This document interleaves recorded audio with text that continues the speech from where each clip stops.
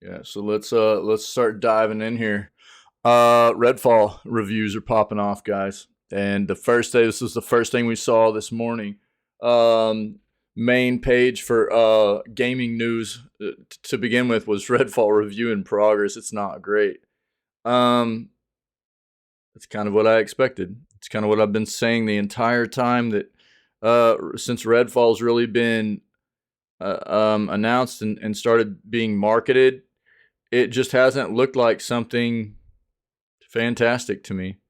And so, as we've moved forward through the marketing campaign of this, and we've had more information come out, from the locked 30 frames to the host only progression and stuff, that's just, those are indicators to me that the game just, on top of the other things I saw that made it not look great, it was like, it's probably not worth diving into until we know more, Um, 40 hours with Redfall has me wishing vampires would win. Oh, okay. Oh, brutal. In office all week, dude? Gross. Yeah. No problem. No problem, buddy. Yeah. I hope for your sake, dude, that it's a chill week, man. All right. I'm 10 hours into Redfall, wishing the vampires would come up with a better plan to take over the town so I don't have to play anymore. And I get an idea. Maybe I'm having a miserable time because I've been using my abilities wrong. I'm playing as Layla, a vampire hunter who can place a ghostly purple elevator on the ground and ride it into the air to gain the high ground advantage. But the one more floor skill says that it can send people higher into the air, not just me.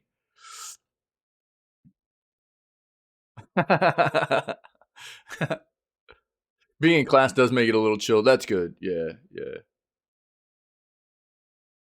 Yeah. Good, man. If Redfall truly has the DNA of an arcane immersive sim, like the clockwork worlds of Prey and Dishonored, then surely everything in this town plays by the same rules.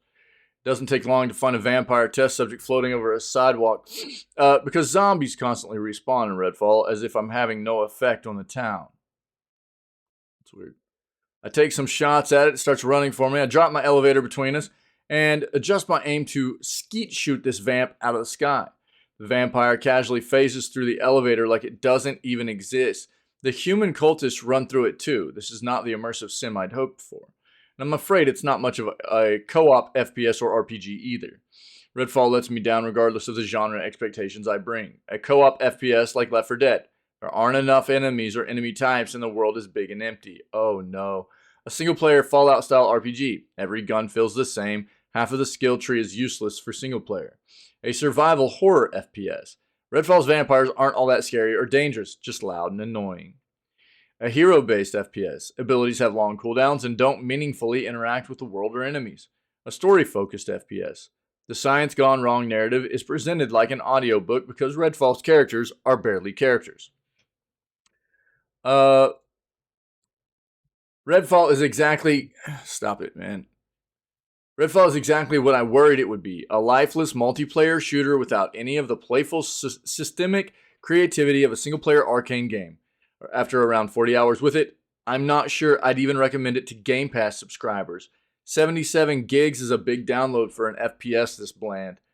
After choosing one of 4 heroes, you wake up in the boat you were meant to escape on before the vampire gods peel back the ocean surrounding Redfall. Waves of water curl over the boat as you search around for supplies and start to piece together what's going on. It's an eerie, visually striking opening sequence that I wish the shooter did more often. Eventually you escape and clear out the local fire station, joining a group of survivors hoping to rebuild what they can and escape. Many of these characters have names, and yet none of them have much to say or seem to recognize you. You accept a mission from a glowing video gamey table and step outside. Town of Redfall may be one of the emptiest open worlds I've ever seen, but it does have exquisite autumnal vibes. I've spent long stretches of time running back and forth admiring the kind of neighborhood I wish I would have loved to trick-or-treat in as a kid. The perfect cozy little town to set a vampire story in. But when you look a little closer, you realize how much of the town feels like what an AI would spit out if you prompted it with open world immersive sim. Every human enemy in Redfall has helpfully gathered around the most explosive object they could find. The town is littered with so many gas tanks, oil spills, and propane tanks. I'm not sure the vampires are its biggest problem. If this had the zany tone of Borderlands, where blowing up stupid enemies was the entire point, I wouldn't mind. But Redfall's dramatic text logs and side quests are about the horror of the townspeople's friends and family being turned into immortal monsters. Reading these notes and letters while combing through the town for loot and XP as your character quips about how adept they are confuses Redfall's tone. It's like if you dropped an Overwatch hero into Netflix's Midnight Mass. Characters ask you to return mementos from their loved ones, and you go out and slaughter them, hoping they'll drop a rare shotgun. There are brief moments where the narrative and the environmental design coalesce, give you the kind of strange and haunting spaces that Arkane is known for. One mission sent my co-op partner and I into the House of Hollow Man, the progenitor of the vampire plague, and the annoying voice yelling out of TV speakers and radios for the first half of your journey. Redfall frequently shoves you inside of pitch black houses and basements with only a flashlight to lead your way. We crouch walk through this entire abandoned home until we turn a corner into a room that, much like the ocean in the opening, had been frozen in time. Through the floating wooden splinters and debris, you could see another world just beyond the ceiling. It was like stumbling into the dark limbo-like expanse of the void in Dishonored, but naturally and unexpectedly.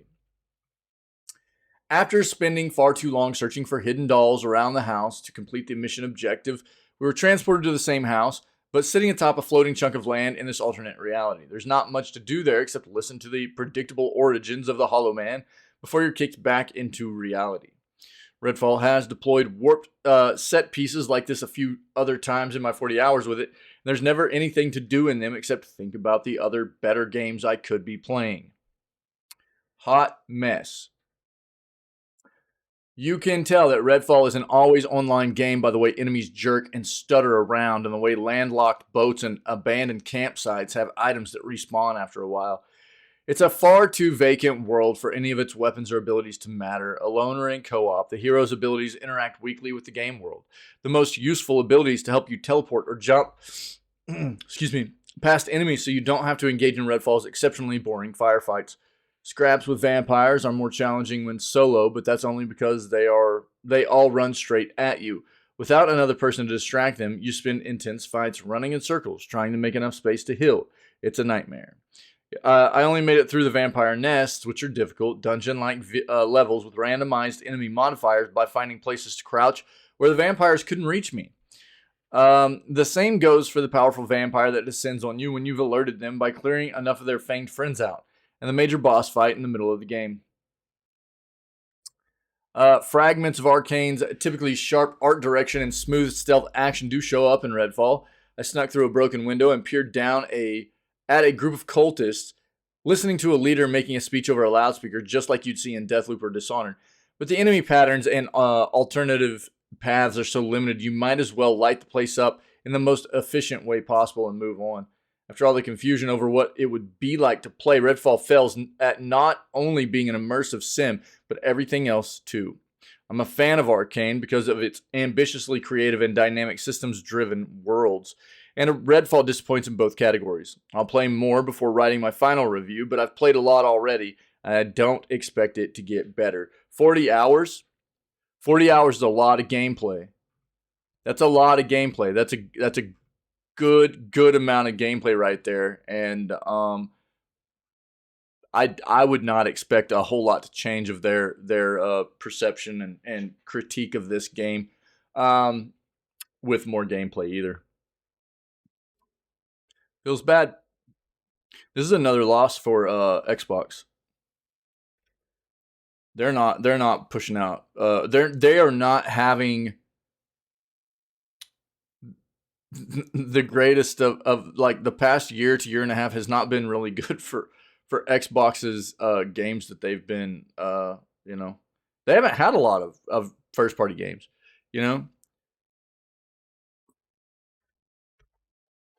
and the ones they have been hyping up, they've gotten delayed. Redfall, Starfield. Dude, this is if this is the majority consensus here, and I do believe it will be. I really didn't ever see anything about Redfall, and not that your gameplay experience can absolutely differ from an impression that you get just from seeing gameplay. That can absolutely be different for you, right? So don't get me wrong, but what you see and everything that I mean, it can be indicative also, right, of what is in store. And I just haven't seen anything about this game in the first place through all the hype and the info we've been given that really showed me anything to be interested in. Xbox is really going to need Starfield to do very, very, very well. If this is the way that most people are going to be looking at this game, this is how they're going to be feeling about what Redfall is bringing to the table. Xbox terribly, desperately needs Starfield to be very, very good. If you want more out of that here. Redfall review scores sucking the life out of a game. A lot of players were looking forward to Redfall. Who wouldn't? The developer behind Arkane already has a good track record. However, if the first impressions are anything to go by, as well as the gameplay videos people have seen, it would seem the game isn't as good as people are expecting it to be. Is this game worth getting, or is it something you should pass on? Here's what critics have to say about Redfall, including their reviews and scores. Right now, it's got a 62 to a 64 on Metacritic. It released today on Xbox Series X, S, Game Pass, and PC. Metacritic aggregated reviews for all the platforms the game is available in. As of this article, there are 46 reviews for the game, with 28 of them reviewing the Xbox Series X version of the game. Out of these 46 reviews, 11 are positive, 26 are mixed, and 9 are negative, with the highest score being 90 and the lowest 40. Again, you're always going to kind of cut the top few and the bottom few out, and then that's where you're going to get the best look at what you're probably going to experience there. That's at least what I tend to do. You're going to maybe remove the worst few scores and the highest few scores, and then take the meat of it. Ash Martinez from We Got This Covered gave the game a score of 90. According to her, Redfall amazes with its rich, beautiful open worlds, a multitude of weapons, a wide variety of enemies to square off against. Also mentioned that players won't regret staking their claim on Arkane's latest masterpiece.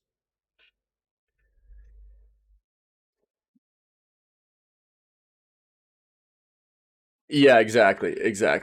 Yeah, no doubt. Xbox eras. Jesse Norris scored the game an 85, calling it fantastic in most ways. He said the game was fun, solo, and ridiculously so in co-op. Did mention the game had a few baffling design decisions around its co-op implementation. Some frustrating technical issues hold it back. According to him, with a little post-launch support, Redfall is going to be something special. Closed it by saying Redfall may end up being Arkane's worst reviewed title ever, but it's going to be their most successful. I don't know. I'm not going to read all of these, but the lower ones are like Patrick Dane from Dexerto gave it a 40. Whiffed wildly. Game performs awfully, at least on PC. Even when running at best, it feels like a jumbled, disjointed exercise in compromised ideas. Noisy Pixels, Azario Lopez gave the game a 40, calling the game an anomaly because a game with this good of a team behind can't possibly be this bad, and yet it is. Though the game had drips of loot, shooter, RPG, and multiplayer elements, none of them worked together, delivering a messy and almost incomprehensible experience.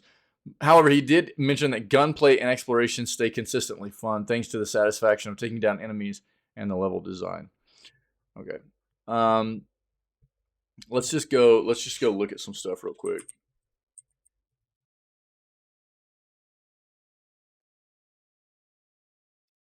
So on the Series X right now, you can see the critic reviews is all that they have currently, but you're seeing a 64, right? That is not very good. That's not very good. I would say usually what I go by is like, if you're hitting low 70s, low to mid 70s, a game will probably be a fairly enjoyable experience. mid 70s to like low 80s. That's gonna be a pretty solid game, you know. Anywhere in the high 80s, I mean, you're talking about something that is very notable. There's going to be probably some things in that game that are maybe even unique kinds of implementations maybe we haven't seen in games before that have really hit on something that have brought about inventive kind of gameplay, you know. And then you talk about up into the 90s, that's where you're getting games that are historic games. Like 90 metascore games are traditionally like games that are going to be forever renowned games. Very inventive, crazy fun, and just played forever. One moment.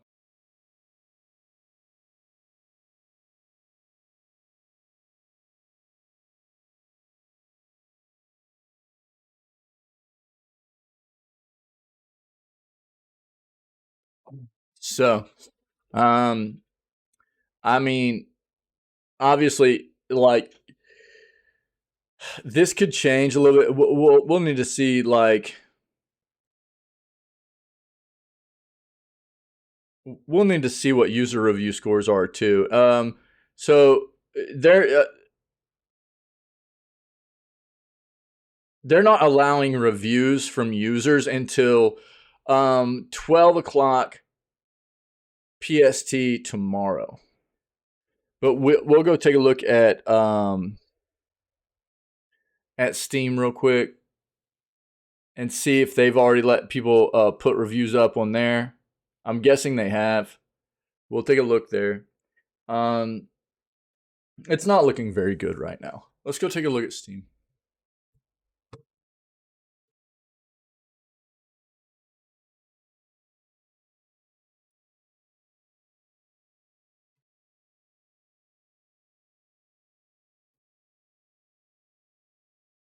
Oh man, yeah, get some of that. 29% positive of over 500 reviews already.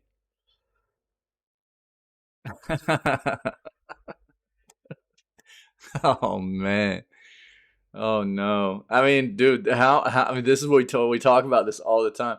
Why do developers think they can charge $70 for games like this?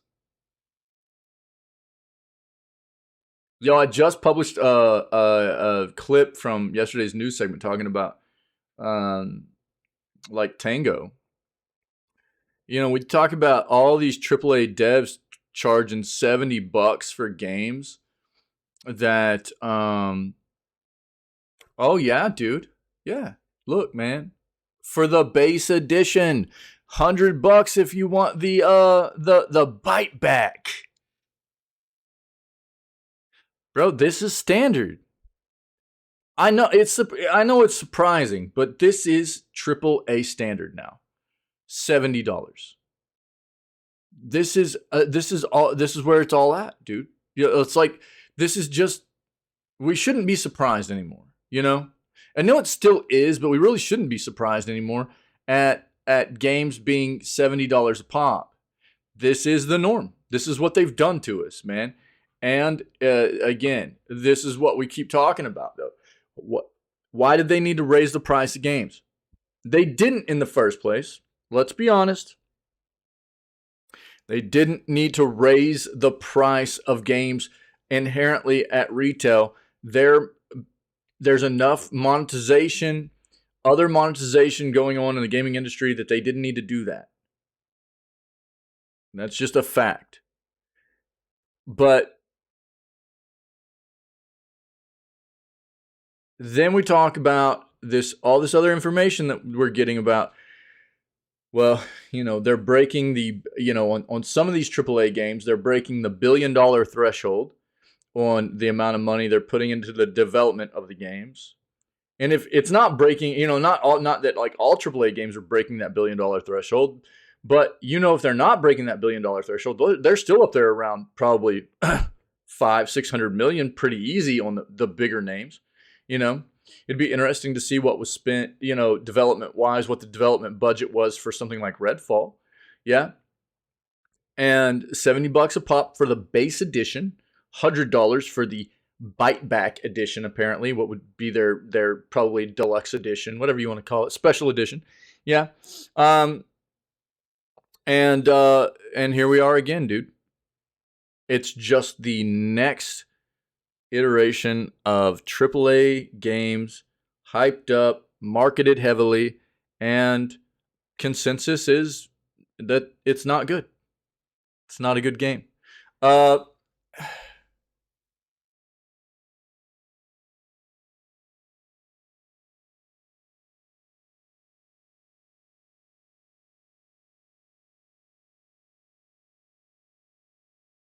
Controls are clunky, graphics are average, world is empty. We're starting to see a trend here. World is empty. I don't understand why these companies think they can start charging $70 for unfinished garbage. Wouldn't even stomach an hour of this game.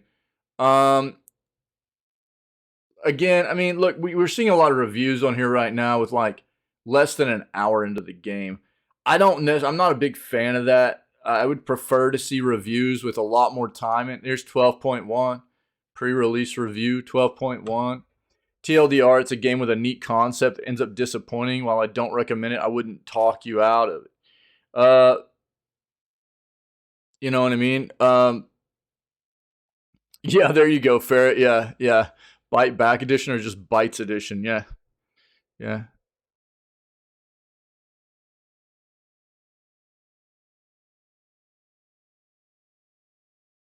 Well, yeah, yeah, yeah. No, I agree with that. I agree with that. Yeah, you're not wrong. But if you're going to be talking about like the world, this is what I'm getting at. Like this first review, they've got not even an hour into the game. The world is empty. Dude, sorry, but like that kind of if you're talking about performance issues, cool. Performance issues, I'll accept that. But if you're talking about something like the world is empty and you don't even have an hour in the game, I'm not going to put any stock in that. Okay? Um if you're talking about content of the game, what the game's bringing to the table content wise, you need to have more time in the game to be trying to influence people's decision in a review. All right, that's not fair. That's not fair. So, that's just you can't do that, man. Now, if you got like I would even like even something just like 5 to 10 hours or something. I'd be more willing to accept it. Like, yeah, you've got a little chunk of time in there now where you can tell that the game's probably feeling pretty lackluster for an open world game. You know what I mean? Where it just feels bland and not worth searching. Searching out the world and stuff. But um, a CPU fall, another strong contender for worst PC port of the year. Boring, bland, kind of non-existent story, bad fighting, gunplay system. Can't believe the same studio who made Dishonored franchise made this game. Um,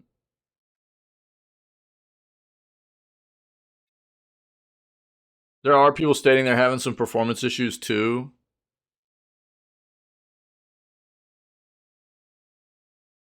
Recommended. I've played worse. I've played better.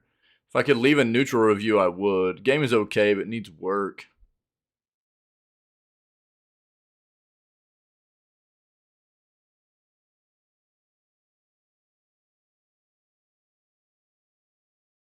Hmm.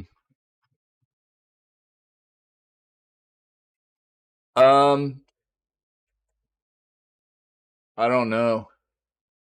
I don't know performance wise. That's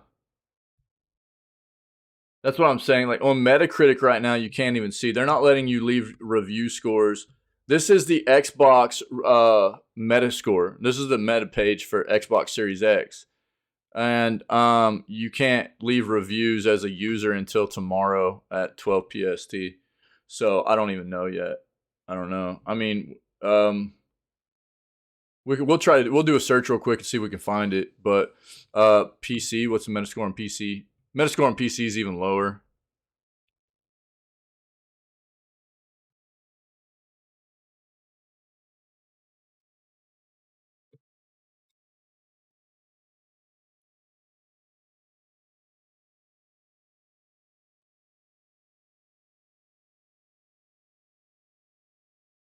I mean, this is obviously one of those things that a lot of people are going to be talking about. Is like out the gate, a lot of people are already just real critical because it's locked at 30 frames. So people are going to go out the gate on console, and we already knew that, right? We already knew that, but um,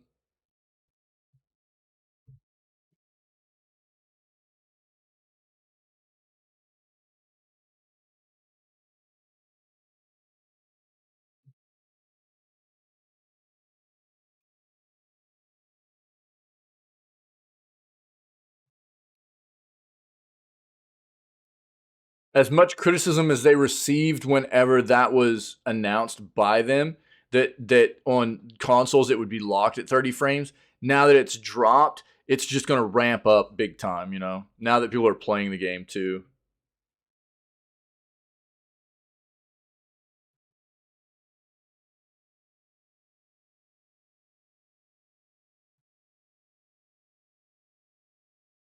Um, Redfall review, audio, visual, performance.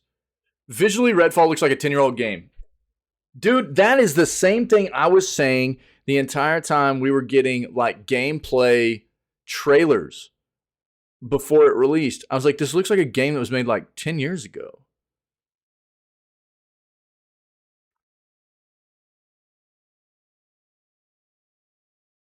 While the developers were like kept like it was like they were trying to they kept stating how detailed it was.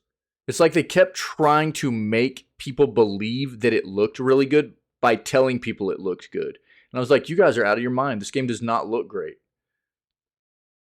Coming from somebody that doesn't put a whole lot of stock in that kind of thing, you know, I enjoy a lot of different games and a lot of different kinds of art styles and graphical, you know what I mean? Like I'm not one of those people that's like a game has to look crazy good for me to enjoy it. I'm much more worried about gameplay, polish, than I am how visually striking the game is. But whenever it was weird to me, the developers and everybody for the game, like promoting it, were like talking about how detailed and how good it looked. And I'm going, this game looks like it was made like 10 years ago.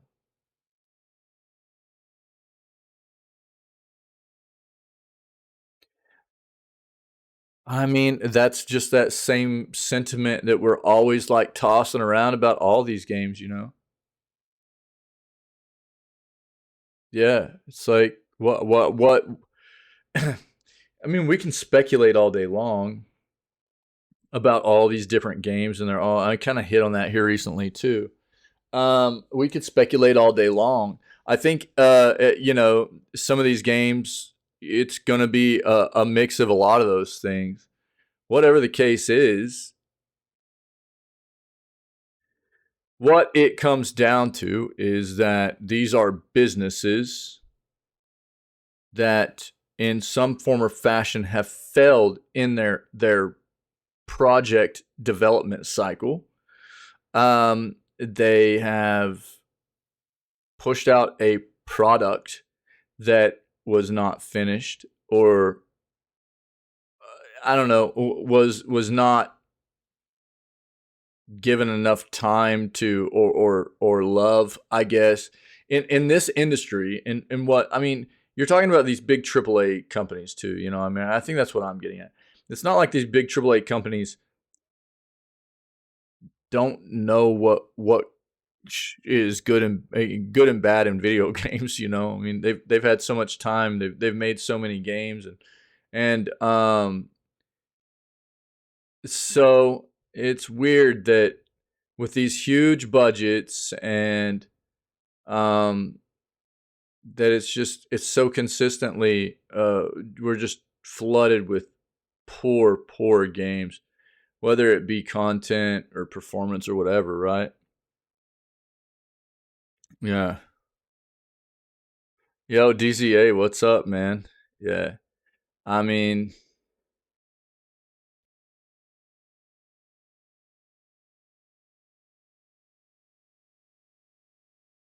I don't I don't know. I don't know that I would call this simply a money grab game any worse than I don't think this is on the same scale as. I mean, if you want to get down to the.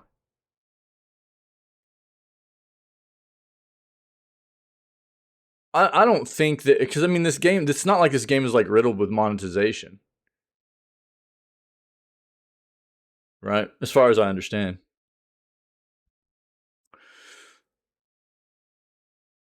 You want to talk about other games that I would assimilate more with simply a money a money grab game.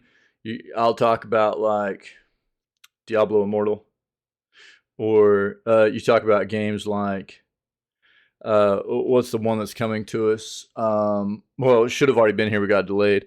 The Suicide Squad Kill the Justice League, where you're paying full price for the game, and then it's Battle Pass, and it's cash shop and all that stuff. I don't think Redfall really has that kind of stuff in it. So, but I mean, at the same time, to that sentiment, it doesn't feel like they really put very much heart and soul into this game. It's not like it's not it's got Arkane's name on it, right? And so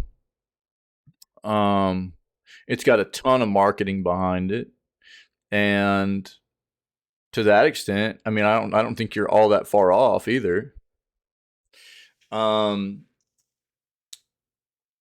Visually, Redfall looks like a 10-year-old game, which you'd think would make the game run much more smoothly, but unfortunately, the opposite is true.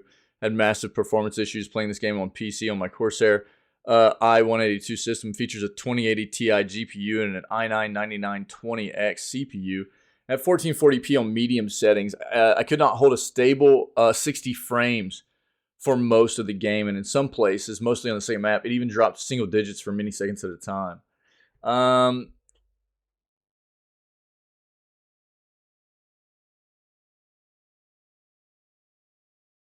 Having played it a bit on Xbox for this Redfall review, I thought it played more smoothly at a constant 30 frames than my PC experience. Just that it was 30 frames, which is rough to play an entire playthrough on. Do have concerns about the second half of the game, though, as this is where the worst offenders were on PC. Did not get that far on Xbox to confirm whether this was the case. Yeah. So, I mean,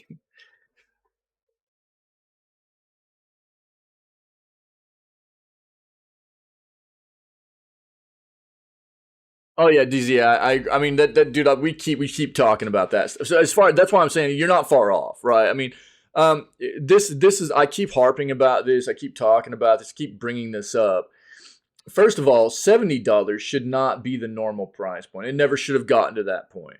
There's enough other monetization stuff going on in the gaming industry that $70 price point was not needed. The reason they did this, they wanted to talk about inflation. Developers kept saying we need to increase the price to $70 from $60 because of inflation. When really what it came down to was, who sets that trend are these big AAA developers. And now what we know is that, they are breaking the bank on the budgets for these big games they're developing. And so not only are we now paying for their future projects, you know what I mean, by them ramping up the price of the games we're paying now, we're paying for now, but they're also just creating trash. Again, this is something we've had to deal with in the past as well, but we're dealing with it again, where we're just flooded with trash games. It's just nothing is being created, and not nothing. Okay, let me take that back. Let me backtrack. There are still developers that do a good job, but to a large degree, there are many developers that are doing a terrible job. And at the core of what is happening here is these are businesses producing a terrible product they are having us pay for, with huge budgets behind it. We know we're breaking $1 billion now, for these budgets for these games, the development of these games. There's no reason they should be like this, but they know that people will continue to pay for it because there are certain names around it, right? Whether you talk about it's got Star Wars on it, or it says, Square Enix on it, or, well, I mean, it doesn't, you know what I'm saying? It's stuff like that. And really, it's as I've stated time and time again, and until people quit buying into this madness and feeding this gross machine, it'll just continue to happen, Oh, nice, Tim Win. Nice, dude. Yeah, Age of Wonders 4 looks very good, dude.